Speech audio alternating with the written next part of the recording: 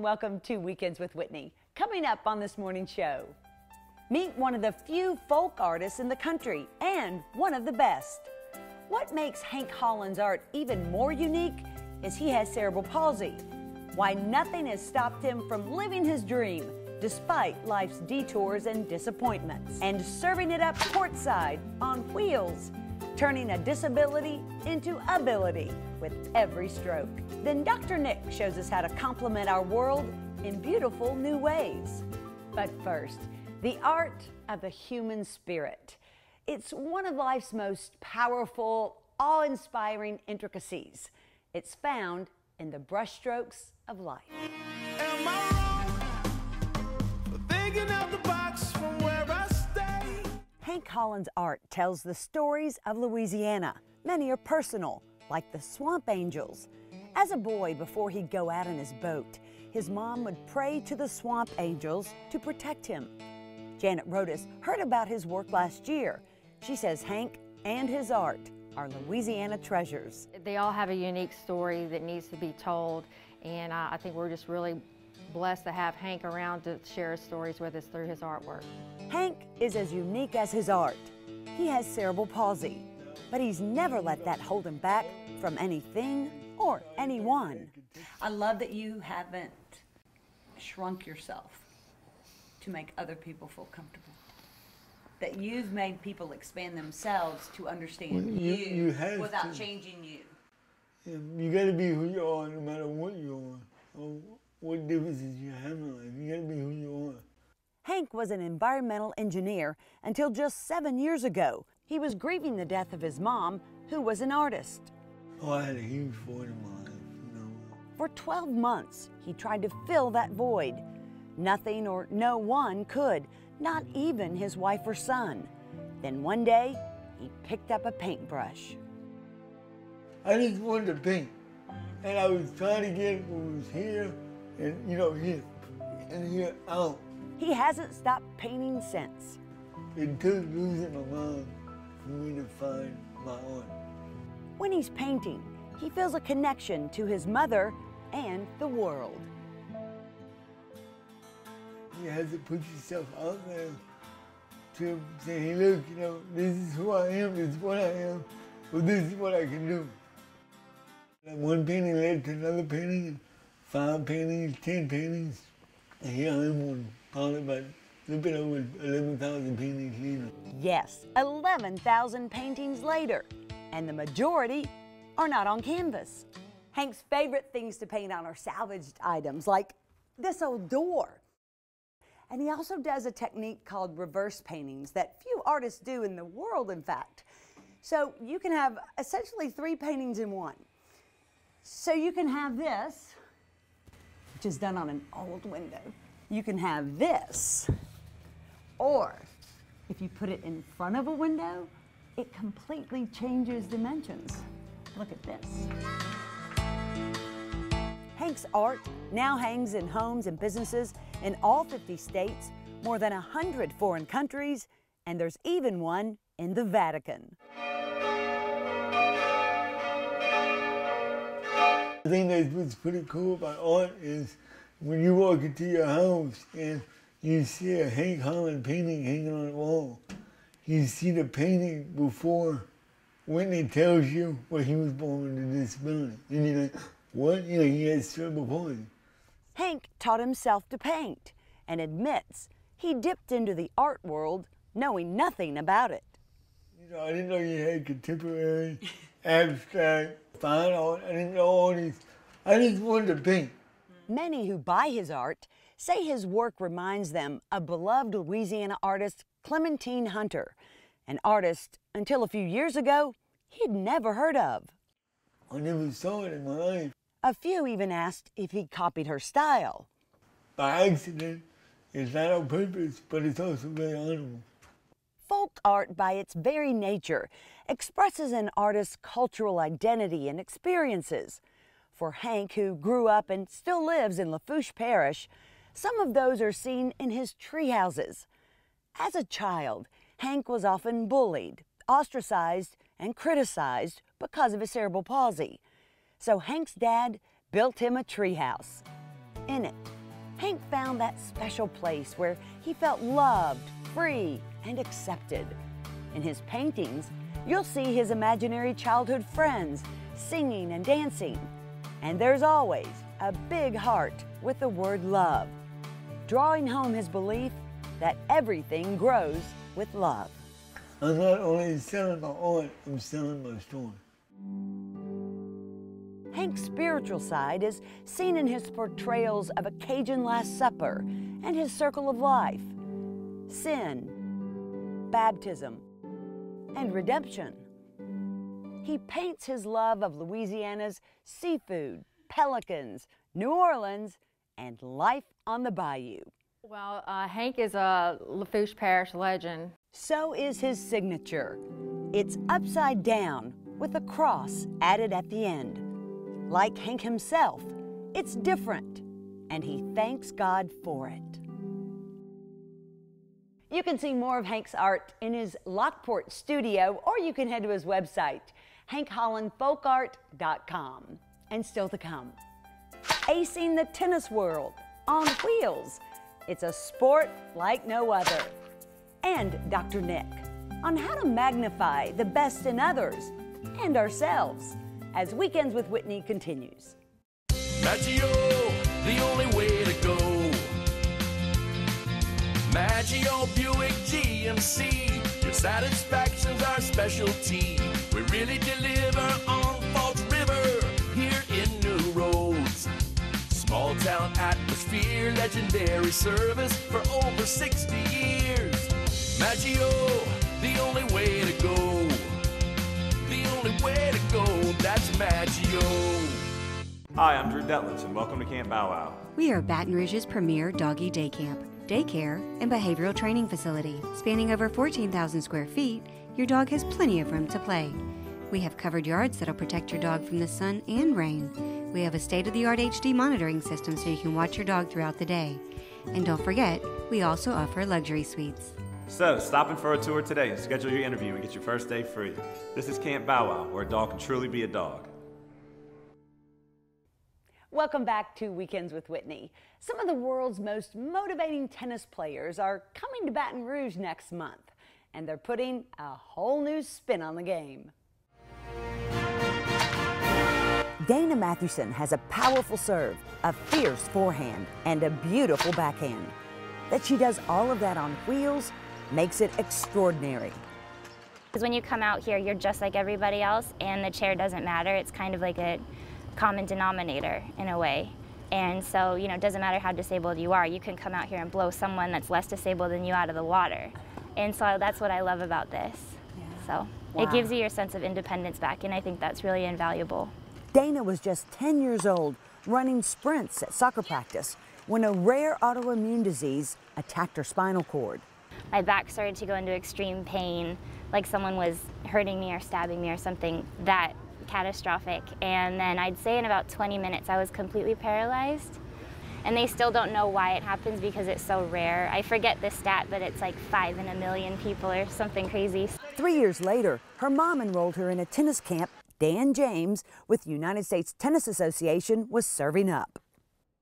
My mom literally dragged me kicking and screaming to a camp that Dan was at, and they taught me tennis, and I fell in love with it. I'm amazed. I've been doing this for over 20 years, and I'm still amazed by the stories. To hear how people arrived at the tennis court and the journey that they took. And it reminds you that whether you have a disability or not, you're on the same journey. And we see theirs. And so now here's a chance for people to come out and be a part of that journey. To understand just a small part of that journey, Dan invited me to take a swing at wheelchair tennis. First, I warmed up like I always do.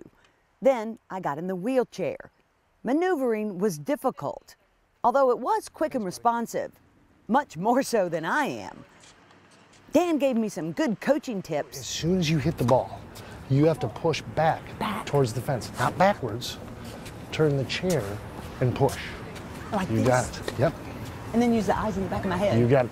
Those are the best So my ones. mother. Those are the best ones. But even that didn't make it much easier. Playing tennis without the balance, movement, and agility of your feet was much harder than I thought. That stunk. I'm just going to ask you how it feels. Oh, strange.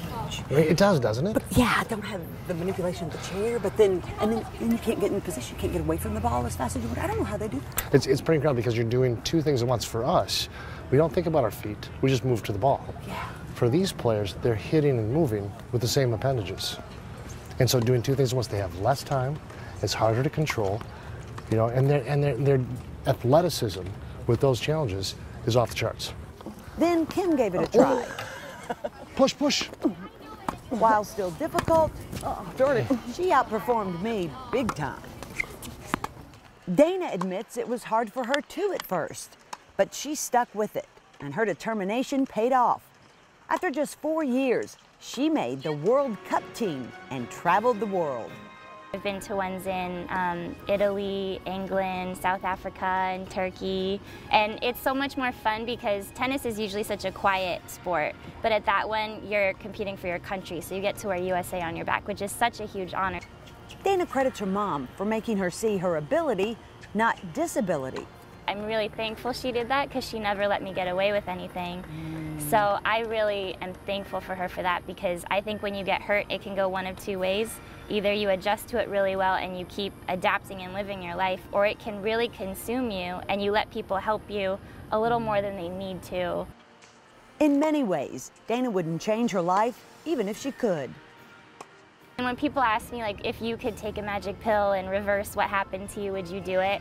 And sometimes I'd like to say yes, but then because I've gotten to do things like this to represent my country and to be competitive professionally in a sport and travel the world, I wouldn't take it back for anything. It's a huge honor to be able to do it.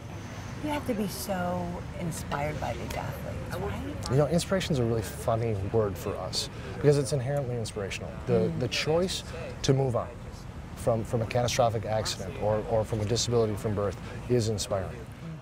But Dan reminds me, it's also just really good tennis. And I think people will be really surprised by the product. They'll come out and want to see wheelchair tennis.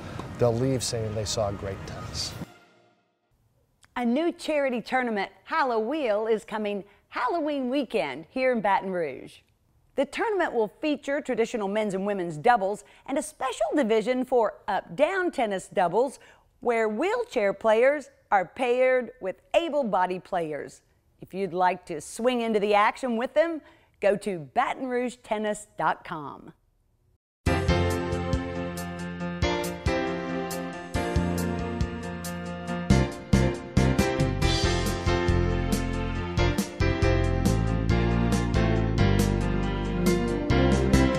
Welcome back to Weekends with Whitney. You know, you're brilliant for watching this show.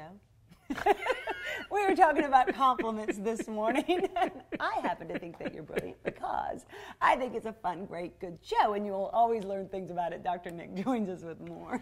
How about calling it, which is what the topic is, you're talking about brilliant, but how about complimenting them for getting up on a Sunday morning when they probably could have slept in? True. I mean, what a compliment that is. And engaging in something. And engaging in something when they could have just plopped over. But do we compliment excessively?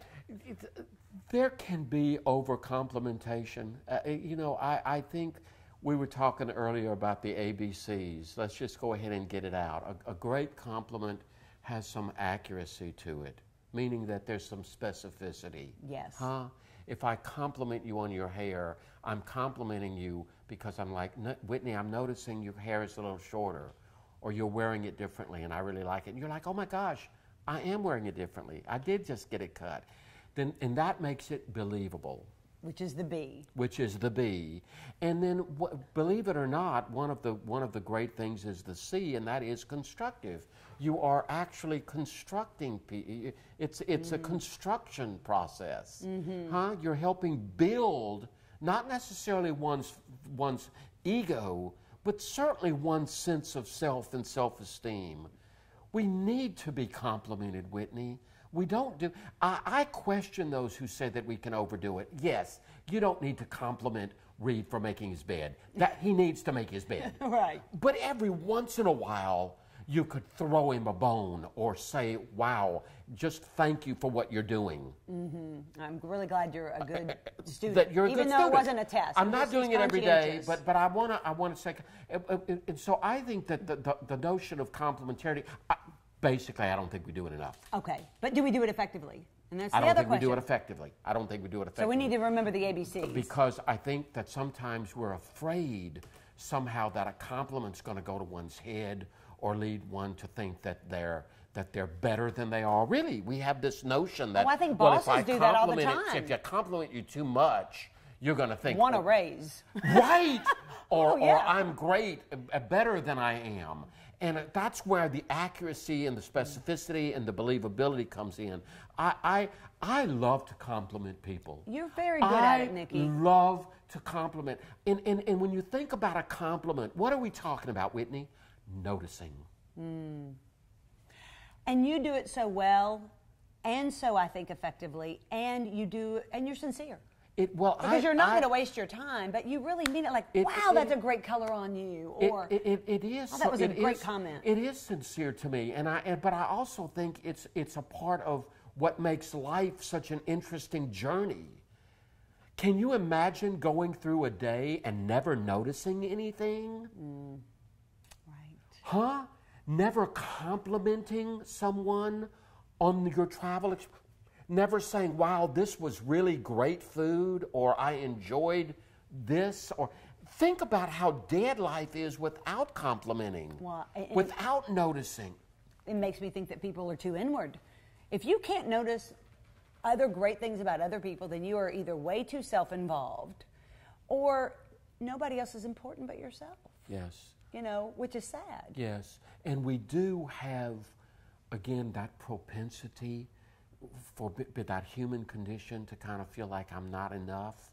And so part of, and I think it's a really important part of the segment, everybody accept a compliment. Don't say, oh, that's not really me, or if you only knew, or I don't usually look like this. Do you hear it's almost like we reject the compliment. And look, I know you're thinking, don't we? And we need to accept, thank you, take it. Now, let me ask you one more question. Because I will say, I think for people that we don't know very well, very deeply, it's very easy to give them superficial compliments. I don't mean superficial as unimportant, but I just mean, you look great today. That's a wonderful color on you. I love your new car, or those type of things. But we should probably look for something deeper, right? Like, that was just a great meeting that you conducted the other day, or that was a great piece of work, or I read your editorial and great words, or... I don't... See, here we go with my personality. I am very happy to look at a customer service rep at the counter and say, thank you so much for your smile, or thank you for being kind. It doesn't... strangers need it too. I have walked up to women and said, I think you're beautiful. Yes, you have. I think you are beautiful. I'm sorry if I'm coming across, politically incorrect. And they're sitting there like, really? They love it. It may be the only compliment they get They all week. love it. And somehow I don't know what makes us so afraid of saying something to someone that's a real compliment without it being a come on, or I want something back. That's the hard part. You can do it brilliantly. It's just seeing it. It's just seeing the world and seeing the beauty of the world and complimenting it. You've really got me thinking now that we need to do more of that. I know. Yeah, let's do that today. Let's compliment three people. Yeah. And again, be specific or accurate. Make sure that we're believable, and make sure that it's really constructive. That it's constructive, which I really love, because that makes it, the more we compliment, by the way, I think the safer the person's going to be to taking critique. That's true. So it's going to be, if you know that I'm in your corner, then when I say I'm not sure about this behavior, you're more apt to believe me, because I have been believable. Or how about the boss who says, that was great, this was great, that was great. but I think maybe you could have done this one a little better. Or I think this needs a little more time and attention or a little more work. Because I've worked in situations before where they said neither. You could do brilliant work. We'll just use TV, for example. Okay, so you could just do this amazing story, and nothing was said. And you could do a story, and it was horrible, and you didn't put enough time or effort into it. But then they said nothing was either. said. And I said it just promotes a world of mediocrity. It doesn't matter if you do good or bad. It's just because we are wired for feedback. Okay. We are wired for relationships. You're absolutely right. I want to add to that, though, Whitney, which is the real killer, not the killer, the winner to what you just said. I had somebody in the other day who did one thing bad last week. And then he went through the laundry list of how incredibly hard the week was and how he had managed to get this done, get this done, get this done, get this. And I remember looking at him and said, I'd say that's probably a 90. I would give you a 90 for the week. And he looked at, no, it was unbelievable, but believable, because I meant it. Right. And he looked at me like, I said, I'd give you a 90. That's a 90. That's an A. And his whole demeanor changed, Whitney. Because we will beat ourselves up. His whole demeanor changed because I said, you did this. You had some storms in your life, and you did very well with them. I'm complimenting you. Let's drop that 10 points. So what? You're still in the A category. Yeah. Because we'll take that 10% we did wrong and fester. And it's like counterproductive. It's like somebody said, you look at a black dot on a white sheet of paper and all you see is the black dot. And you don't see all that beautiful white. Yeah. So we'll do that this week. Yeah, and I hope that when somebody says to you this, but let's work on this, they emphasize the 3 that you're doing real well. Yes. Because that's the motivator. Right. That's the strength. Right. That is a strength. You do that well with me. Thank you very much. Thank you. We'll talk about the show sometimes, and you give me great feedback. And I take the other well, too, right? When you say, but you need to work on that. I do. And I appreciate that. It's on the way things get better. Thanks so much. Compliment. 3 people today. That's all of our challenge.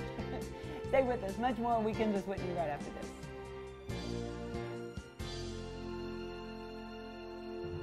Atlas Foundation Repair. Fixing your foundation problems for more than 30 years while preserving and protecting your trees. Thanks for joining us on this week's show. If you love music and food, I have a first ever event I want to tell you about. It happens 1 week from this Friday.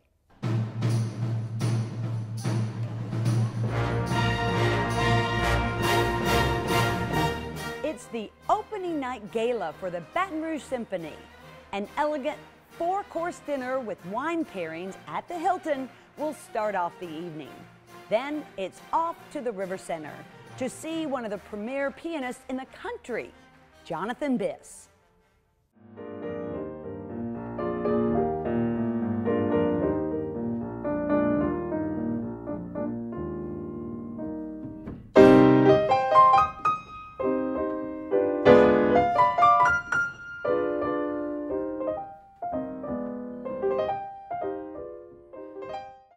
It'll be a musical and culinary delight. If you'd like some more information, go to the Symphony's website, vrso.com.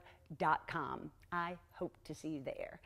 And I want to thank all of you for sending me so many great emails to win a t-shirt, a TAS t-shirt. They are being printed right now, and hundreds of you responded, so I have to get more t-shirts made, which is a good problem to have. So I'm glad you're excited about it, and I know you'll love them. So we'll start giving those away very soon. Hope to see you back here next week. We'll be here same time, 8 a.m., right here on Channel 2. But until then, we leave you with something a bit different this morning, a different kind of ballooning.